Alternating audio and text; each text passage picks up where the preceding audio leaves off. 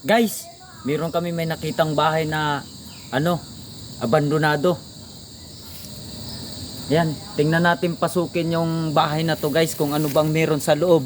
Kasi ang sabi nila dito guys na sa gabi raw may nagpapakita raw dito na putol ang ulo. Kasi ito guys nakita namin kasi daanan kasi ito dito.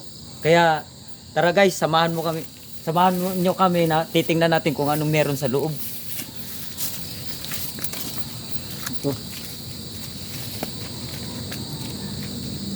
Kasi ang sabi naman ng iba, haka-haka raw dito ay panahon pa raw to ng World War II ng mga Hapon. Kaya titingnan natin no.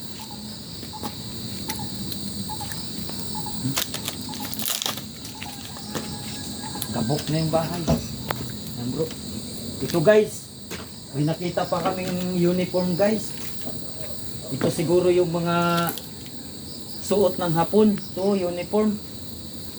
Hindi namin alam kung ano tong Yan guys. Tapos ito guys. Dahan lang. Mayroon pang pintuan kaso sira-sira na. Mga pintuan. Yan. Tara tingnan natin dito sa loob.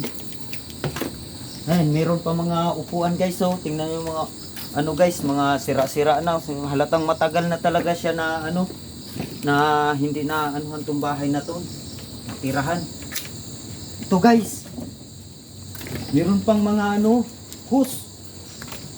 Yan, paano kaya nagkaroon ng hose dito guys na bundok man to? Saan kaya to nila ginamit?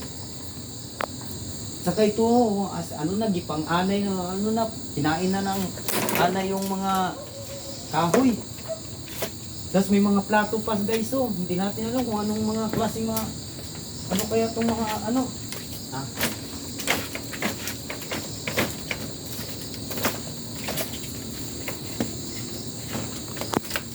So guys, may mga plato pa guys, so siguro ito yung pakainan ng mga Hapon.